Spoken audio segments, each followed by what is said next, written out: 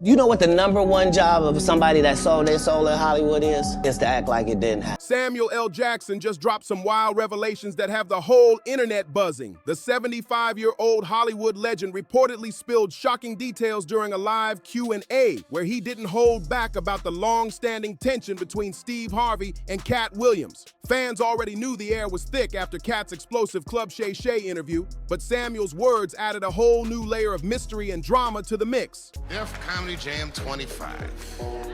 It's good to see so many funny people together in one room, all wondering the same thing. Is Katt Williams gonna show up? Nervous as hell right now.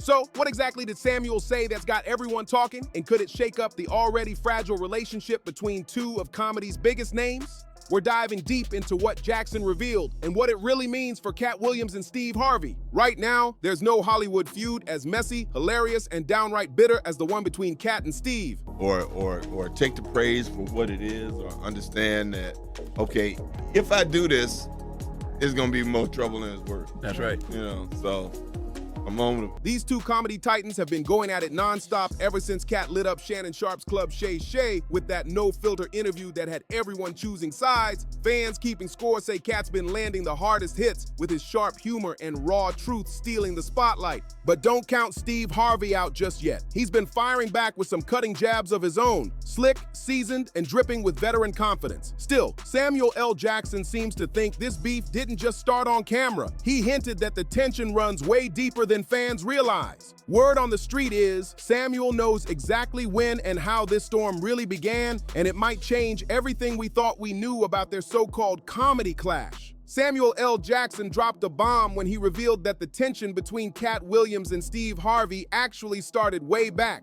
long before anyone realized it. According to him, the bad blood became crystal clear during the 2017 Def Comedy Jam reunion. That's where things got spicy and the energy in the room said it all. Jackson pointed out one specific moment that changed everything. When Dave Chappelle started giving Katt Williams his well-deserved props, the whole crowd, including other comedy legends, burst into laughter and cheers while Katt smiled and soaked in the love. But while everyone was vibing, Steve Harvey wasn't laughing. Word is he looked tight, visibly tense, even jealous, as the spotlight shifted to Katt for a quick second. Samuel Jackson. We was in Portofino, we had finished dinner one time. We walking back to go get on this boat. Hey, you're Samuel Jackson, I want to take a picture. Trying to flip the attention back his way, Steve jumped in with a line that caught everyone off guard, saying, "I'm nervous as hell right now." But Dave Chappelle wasn't playing along. He kept the focus on Katt, showering him with respect and praise. That's when Steve tried again, throwing in, "But let me ask you this, when have you ever seen this many heavy hitters all together at the same time, in the same room?" Smooth move, but everyone could see he was fishing for the spotlight again. Most fans probably didn't catch the shade, but insiders did, and they weren't happy. Samuel L. Jackson and others later voiced their disappointment, saying that moment should have belonged to Katt Williams. Even though Katt wasn't performing that night, everyone knew he'd earned that recognition. The man's been through the fire in this game, built his legacy from the ground up, and for Steve to cut in like that, many saw it as a straight-up low blow. They believe Steve should have just let Katt have that rare moment of shine before adding his own words later. Katt Williams isn't just another comedian. He's a legend who carved his name into comedy history with raw truth, grit, and unmatched stage presence. The man built his legacy from the ground up, turning pain into punchlines and truth into power. But when it came time to celebrate that greatness, Steve Harvey just couldn't let him have the moment. He had to slide in and steal that spotlight again. Insiders later claimed that even if Steve wanted to shift the focus, he could have done it with some finesse. Instead, his sudden interruption came off rough and jealous, the kind of move that said, "I need that attention back now." It didn't sit right with people who saw Katt finally getting the love he deserved. And believe it or not, Steve wasn't the only one trying to grab the shine. Another big name, Cedric the Entertainer, apparently played it smoother, but still showed signs of unease. Stand-up because he got in a comedy battle called the Championship of Stand-Up Comedy with one Katt Williams in Detroit in front of 10,000 people. And fans with eagle eyes caught it right away. While Dave Chappelle was giving Katt his flowers, Cedric kept letting out these awkward laughs, almost like he couldn't wait for the moment to end. Then, when Steve jumped in for the second time, Cedric quickly backed him up with a "yeah," as if saying, "All right, let's move on from Katt." It might have looked harmless to the casual viewer, but the people who knew the industry could see what was really happening. They felt Cedric could have at least kept pretending to support his colleague instead of low-key co-signing Steve's interruption. And looking back, this moment hits even harder, because 7 years later, Katt finally called both of them out by name on Club Shay Shay. Now everyone's wondering, what really made Steve and Cedric act that way toward Katt in the first place? According to the streets, and Samuel L. Jackson himself, the truth behind that night cuts way deeper than fans thought. The veteran actor reportedly broke it all down. Katt Williams gonna show up. I'm nervous as hell. Saying both Steve Harvey and Cedric the Entertainer weren't just being shady. They were scared of Katt Williams. Not scared like he'd throw hands or embarrass them in person, but scared of something even worse in Hollywood, losing the spotlight. Samuel allegedly explained that you can literally see it on tape. When you rewind that Def Comedy Jam clip just a few seconds, Steve's own words give it away. He said, I'm terrified. Right before trying to steal the spotlight from Katt, Jackson pointed out that wasn't just a joke. That was the truth slipping out. Steve wasn't calm, he was nervous, and everyone who knew the game could feel it. Jackson reportedly told folks that beneath the slick talk and jokes, Steve and Cedric both knew exactly why they were uneasy. Katt Williams is simply a sharper, funnier, and more fearless comedian than they'll ever be. And Katt himself didn't hide that truth either. During his viral interview with Shannon Sharpe, he called both of them out and brought up a moment that still stings. Let me ask you this. When have you ever seen this many heavy hitters all together at the same time, in the same room?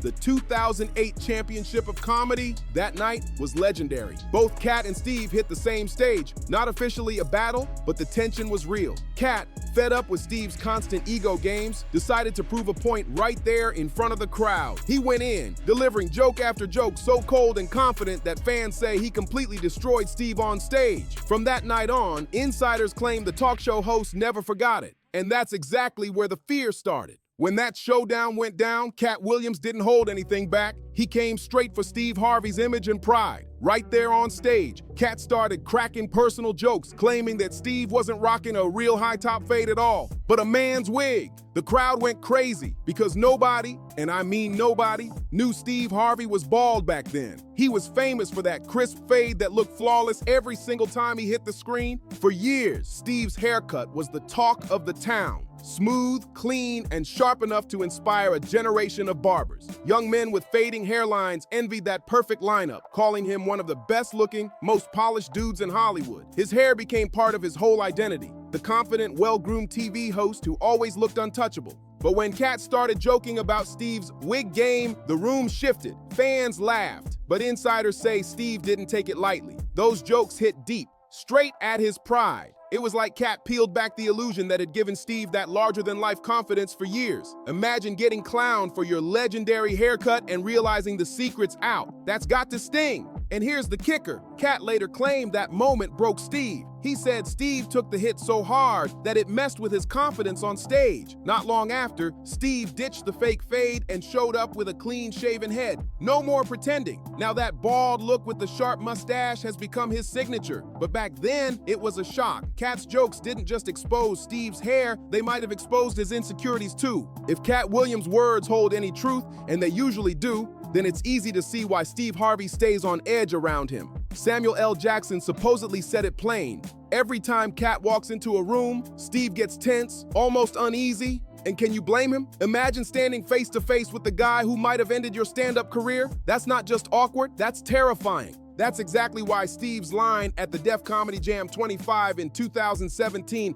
"I'm nervous as hell right now," suddenly makes perfect sense. It wasn't just a throwaway joke, it was his subconscious talking. Katt Williams' presence alone brought back memories of that brutal on-stage humiliation from years earlier, the kind of memory that lingers every time the spotlight hits. But Steve wasn't the only one uneasy that night. Cedric the Entertainer looked just as uncomfortable. His reason, though, runs a little deeper and dirtier. According to Katt, Cedric had his own skeletons to hide. For years, nobody even knew there was beef between the two. Not until Katt dropped bombshell after bombshell during his viral Club Shay Shay interview. That's when he finally broke down the real story behind his problem with Cedric. Katt revealed that Cedric straight up stole one of his best jokes from his early career, a killer bit he performed on BET's Comic View back in 1998. That joke was so good, the network used it in their promos the next season. But according to Katt, Cedric thought he could just take it, use it as his own, and nobody would notice because Katt wasn't famous yet. Hearing that, fans started connecting the dots. No wonder Cedric was nervous whenever Katt's name came up. The guilt must have been eating him alive.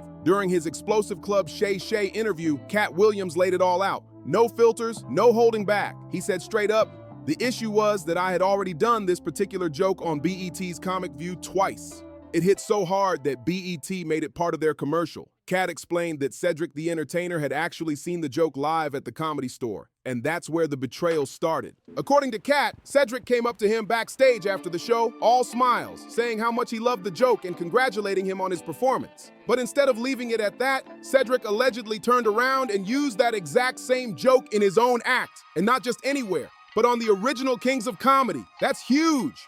This wasn't just some throwaway line, Katt said. This was my best joke, my closer, my signature. He broke it down. In 1998, I did that joke on Comic View. Cedric came to watch me, sat in the audience, came backstage to say how much he loved it. 2 years later, he's on stage closing with my joke, word for word, only changing my car into a spaceship. That kind of claim sent shockwaves through the comedy world. But Katt wasn't done there. He went straight for Cedric's image, too. He roasted him, calling him a walrus with no talent, and adding, "We found out he can't sing, can't dance, and doesn't write jokes." Then Katt twisted the knife even deeper, saying Cedric's 4 comedy specials were so bad they're not even on Netflix or Tubi. Yeah, it was brutal. But if what Katt said is true, you can see why he felt so disrespected. Having your signature joke stolen and turned into another man's headline moment, that's not just shady, that's personal. When it comes to Cedric and Steve Harvey, Katt Williams didn't stop at calling them out over jokes. He went way deeper. He accused both of them, along with comedian Ricky Smiley, of something much darker, conspiring against the late, great Bernie Mac. Katt claimed they all smiled in Bernie's face, pretending to love him while secretly working against him behind the scenes. According to Katt, Steve Harvey was especially jealous of Bernie's acting talent. He said Steve couldn't stand the fact that Bernie kept landing roles while Hollywood wasn't exactly knocking on his door. Katt even quoted Steve's supposed bitterness, saying, "There are 30,000 new scripts in Hollywood every year. Not one of them asks for a country bumpkin black dude that can't talk good and looks like Mr. Potato Head. There ain't none. You have to have range." That line right there painted a clear picture of envy. Katt believed that Steve, Cedric, and the rest of the Kings of Comedy crew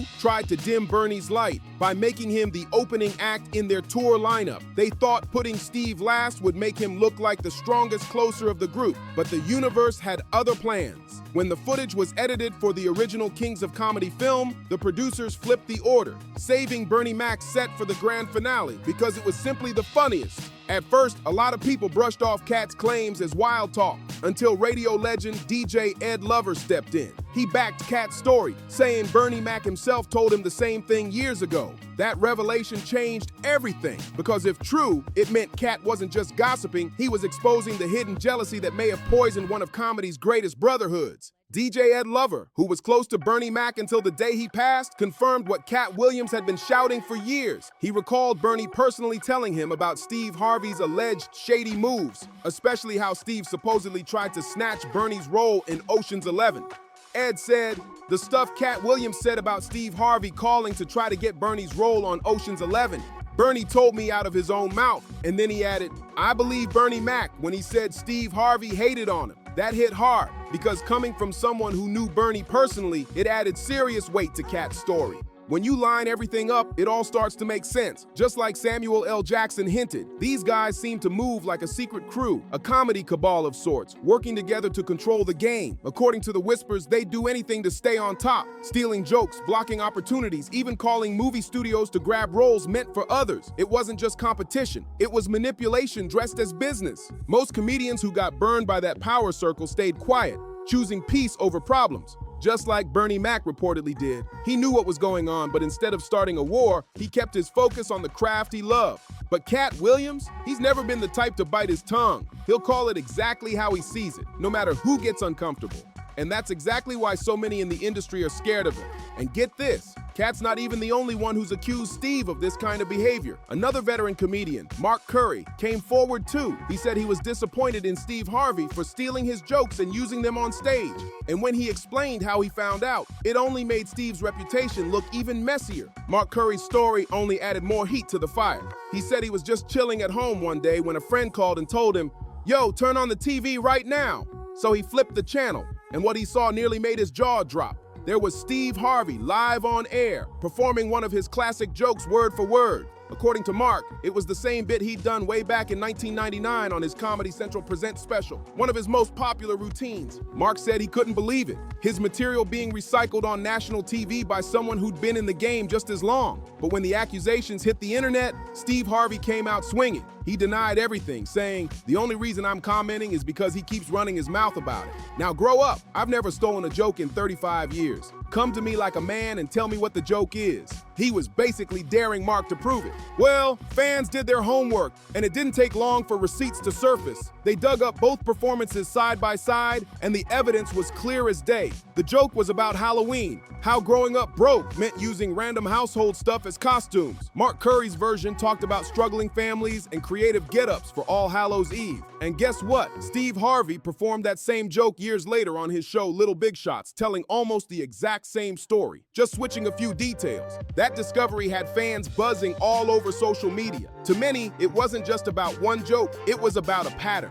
Another example of how Steve keeps finding himself in the middle of controversy over jokes that sound a little too familiar. When Mark Curry sat down with Willie D on Willie D Live, he didn't hold back one bit. He said straight up that Steve Harvey didn't steal his jokes for money. He did it because he wanted to be him. According to Curry, Steve wasn't chasing a check, he was chasing style. At first, Mark didn't even drop Steve's name, but anyone listening knew exactly who he was talking about. He started breaking down how joke theft in comedy is just like beat jacking in rap. It's all about swagger, originality, and who did it first. Curry explained that in rap, you can have similar themes, but the real ones always stand out. In comedy, though, stealing hits differently. It's personal. When people steal jokes, he said, you're forced to either defend your originality or confront the one who took it. Then he sent a warning loud and clear. I'm a step to you if you're stealing my set, F for you. He made it clear that step to you didn't mean violence. It meant he'd call you out directly, man to man. Mark told Willie D that he takes real pride in writing his own jokes, crafting material that's unique to his voice. He purposely stays away from overused topics so that when someone bites his style, he can spot it instantly. That's how he realized parts of his work had been lifted and flipped. And yes, he was pointing straight at Steve Harvey. Take the Steve Harvey thing, Curry said. It's a B move. Maybe he's not the one stealing. Maybe one of his writers did it. But they know, we all know, whose material it is. He ended it on a powerful note. It ain't about the money. It's about respect. That line hit home because in comedy, your jokes are your identity, and stealing them, that's the ultimate betrayal. Katt Williams wrapped things up with yet another jaw-dropping revelation, this time about Friday After Next and Ricky Smiley. According to Katt, the original script had his character, Money Mike, doing an R-rated bathroom scene that crossed a serious line. He said that was what Ricky Smiley was cool with, but Katt wasn't having it. He stood up in front of the entire cast, studio execs, and producers and said respectfully but firmly, look, if we're talking about comedy, I've got all the credibility here. But if we're talking about anything else, I've got no pull. Katt told them straight, we're trying to make a classic comedy, but there's nothing funny about forcing someone into anything. He refused to let that scene slide, saying, that kind of stuff ain't ever funny, no matter who it happens to or what the circumstances are. That moment not only showed Katt's moral compass, it proved he was willing to risk his entire career for his principles, but the drama didn't end there. Katt claimed that while all this was going down, Ricky Smiley was walking around the set acting like a star, blowing his own trumpet, as Katt put it, trying to convince everyone that he deserved to play Money Mike instead. He reportedly looked down on Katt, bragging about being both a radio personality and a comedian, as if that made him more qualified for the role. Katt said the arrogance rubbed him the wrong way so bad that he added a specific clause to his contract. He would never work with Ricky Smiley again unless Ricky wore a dress. And guess what? Not long after, Smiley showed up in Sunday Morning, dressed as Bernice Jenkins, an elderly church lady. He was so egregious, Katt said, sipping his drink, that I put it in my contract. I won't work with Ricky Smiley again unless he's in a dress. And what was Ricky's next movie? Exactly that. This whole saga shows why Katt Williams keeps shaking Hollywood to its core. He's not afraid to speak truth where others stay silent. Hit that like button, drop a comment, and make sure to subscribe to Public Secrets, because the next story's only getting wilder.